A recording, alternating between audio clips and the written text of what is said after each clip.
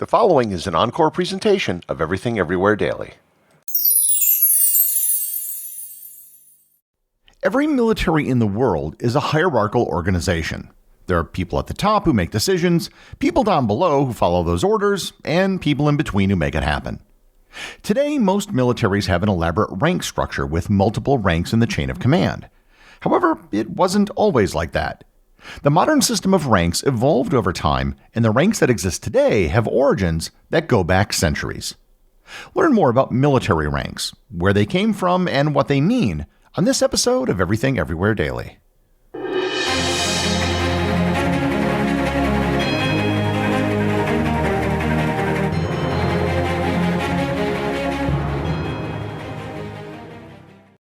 This episode is sponsored by Quince. You've heard me talk several times now about Quince and how I've gotten some great items for my home, like my Turkish bath towels and my fisherman's blanket. Quince has must-haves like Mongolian cashmere sweaters from $50, iconic 100% leather jackets, and comfortable pants for every occasion. With Quince, I can get high-end versatile pieces at prices I can actually afford. All Quince items are priced 50 to 80% less than similar brands. By partnering directly with top factories, Quince cuts out the cost of the middleman and passes the savings on to you. And Quince only works with factories that use safe, ethical, and responsible manufacturing practices, along with premium fabrics and finishes. Indulge in affordable luxury. Go to quince.com/daily for free shipping on your order and 365-day returns. That's QUINCE.com/daily to get free shipping and 365-day returns. Once again, quince.com/daily.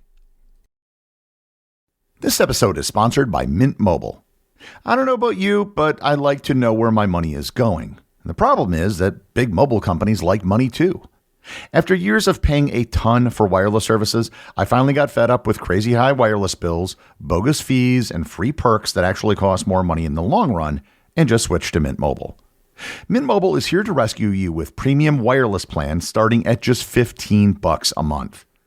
All plans come with high-speed data and unlimited talk and text delivered on the nation's largest 5G network. Use your own phone with any Mint Mobile plan and bring your phone number along with all of your existing contacts. Nothing has to change. Ditch overpriced wireless and get 3 months of premium wireless service from Mint Mobile for just $15 a month. If you like your money, Mint Mobile is for you. Shop plans at mintmobile.com/EED. That's mintmobile.com/EED. Upfront payment of $45 for 3 months, 5 gigabyte plan required, equivalent to $15 a month. New customer offer for first 3 months only, then full price plan options available. Taxes and fees extra. See Mint Mobile for details.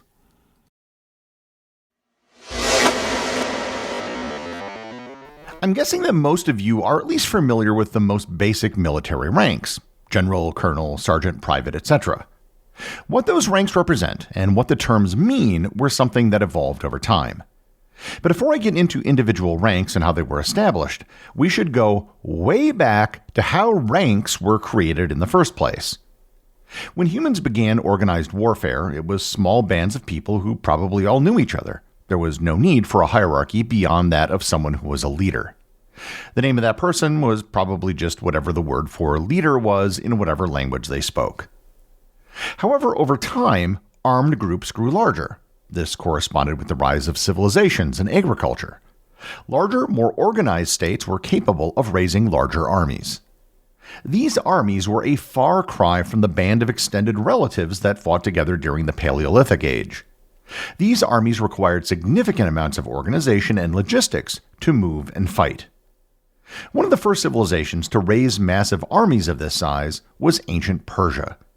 Persia was the largest empire of its time, encompassing many different cultures and languages. Persia was able to raise armies of tens or even hundreds of thousands of men.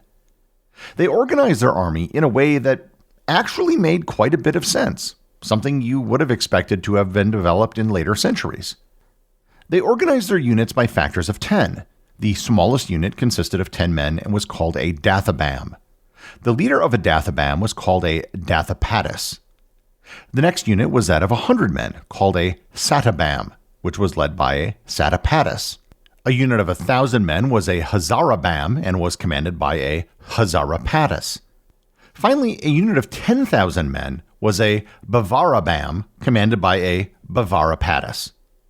At the very top was a commander-in-chief known as the Aran Safbad.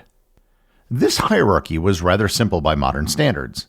An army of 100,000 soldiers would only have 5 levels of hierarchy, from the top commander down to the simplest soldier. At the bottom of the hierarchy, you didn't have a whole lot of diversity. You had spear-wielding foot soldiers, archers, and cavalry.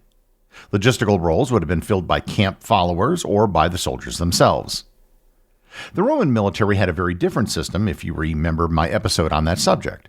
Their commanders were usually elected during the Republican period. Oftentimes, armies would be led by one of the 2 sitting consuls. The commander of an army was called a legate, and under them were tribunes, who were often the sons of high-status Roman families. Below them were centurions, who were responsible for much of the real work of the army. After the Roman Empire fell in the West, there were changes to how militaries were organized in both the West and in the remnant of the empire in the East, aka the Byzantine Empire. The Byzantines established a very complicated military hierarchy with the strategos at the top, followed by tourmarches, drongarios, domestikos, magistros, and finally comes. The Byzantine army is probably worth its own episode in the future, but suffice it to say, it was complicated. In Western Europe, feudalism developed, a rigid social system with peasants and nobility. Pretty much every military was a reflection of the feudal system. The head of an army would be a lord or a king. If you were a lesser noble, you would be a knight or some other commander. And if you were a penniless peasant, then you were a foot soldier. With only some exceptions, it really didn't matter how smart or talented you were, social rank was commensurate with military rank. Things started to change in the Renaissance as armies became more professional and larger, but they didn't change that much. Even going into the 18th and 19th centuries, you could still buy an officer commission in the British Army. Ranks became more formalized in the 18th and 19th centuries, even down to the lowest soldier. As armies became professionalized, they allowed for promotion and advancement even for common soldiers, something which was possible in the past, but the options were very limited. When the World Wars came about in the 20th century, the Allies had issues with their ranks. For the most part, there were similar ranks in each army, but the ranks weren't exactly the same, which made things awkward when you had joint commands.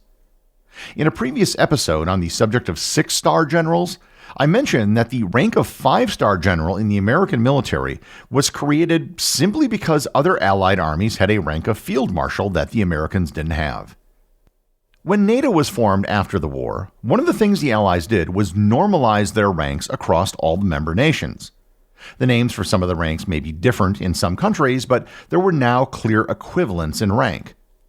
Likewise, rank equivalents were made across all branches of the armed services in the United States. Army, Navy, Marines, and Air Force all have the same number of ranks with equivalent ranks. There are currently 9 enlisted ranks across all NATO countries, with a special 10th rank for the single top non-commissioned officer in each armed forces branch. 4 of the ranks are for enlisted soldiers and 5 for non-commissioned officers. Likewise, there are 10 NATO equivalent officer ranks, 2 junior officer ranks, 3 senior officer ranks, and 5 general/flag officer ranks. So with that, I want to discuss the origin of each of the current military ranks. Each rank has a unique history, and the words have a unique etymology. I'm mostly going to be using American Army ranks, but they're very similar to ranks in other countries as well. So, I might as well start with the most common rank, that of private. Private is the lowest rank in pretty much any army. Historically, what we consider a private has also been known as a soldier, a footman, or some equivalent. The term private comes from the term private soldier. And you might be asking yourself, what is so private about a private? If there's a private, is there a public? Well, actually, sort of. The term private soldier has been described in a few different ways. The first is that private soldiers were distinct from members of the nobility who were officers and led more public lives, similar to how someone might call themselves a private citizen. Another explanation is that a private soldier was somebody who didn't have anyone under them. He was only responsible for themselves. The term private soldier is an antiquated term that isn't used much today, but it was frequently used as late as the 18th and 19th centuries. The term was first used in the British military, and it was later copied by the Americans, who, for the most part, just copied the British ranks. It was first used as a full rank in the military in the 18th century. In the U.S. Army, there are two ranks of private, the lowest of which is often just called a recruit, and a third rank is called a private first class. Going up in rank, the next rank would be a corporal. A corporal is usually considered to be the lowest rank of a non-commissioned officer. The word corporal is derived from the Latin word corpus, which means body, with the medieval Latin derivative word corporalis, meaning of the body. This rank originally denoted an officer responsible for a body of troops or a particular unit. It currently has a NATO rank of OR4 and a Uniformed Services pay grade rank in the United States of E4. Next up are sergeants. The word sergeant comes from Old French, which itself comes from the Latin word serviens, meaning one who serves. This rank historically denoted a servant or attendant.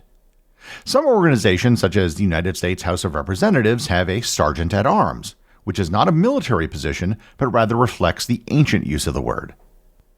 The U.S. Army has multiple ranks of sergeant, including sergeant major, first sergeant, master sergeant, sergeant first class, and staff sergeant. The rank was first used in the British military, and the name came from the fact that each officer was assigned a sergeant, which explains the name and its origin as a servant. Today, sergeants are the highest-ranking non-commissioned officers, and each rank of the military has a special rank of a single sergeant known as the Sergeant Major of the Army or Sergeant Major of the Marine Corps. Above sergeants are officers, and the lowest-ranking officers are lieutenants. The word lieutenant comes from the French words lieu, meaning place, and tenant, which means holding. Combined, they mean holding in place, referring to someone who holds a position in the absence of a higher authority. A lieutenant would have been someone acting in the name and authority of the king. In the U.S. Army, Marines, and Air Force, there are second lieutenants and first lieutenants. A big question many people, including many British people, wonder is why Commonwealth countries pronounce it as lieutenant when there's nothing in the word that would indicate something that sounds like the letter F. The best reason I've heard is that in Old French, the word lieu was actually pronounced louf, and that was the pronunciation that took hold in Britain. The lieutenant pronunciation was used in the American military as late as the 1790s, but eventually fell out of favor. The next rank is that of captain.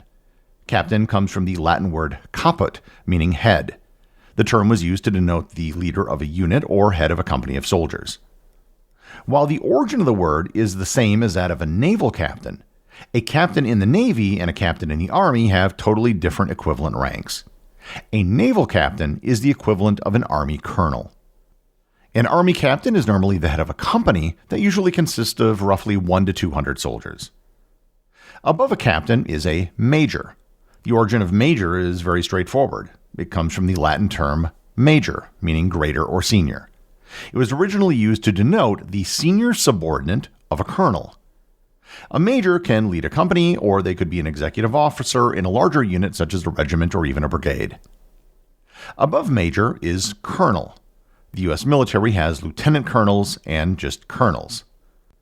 The word originates from the Italian word colonnello, which means column of soldiers.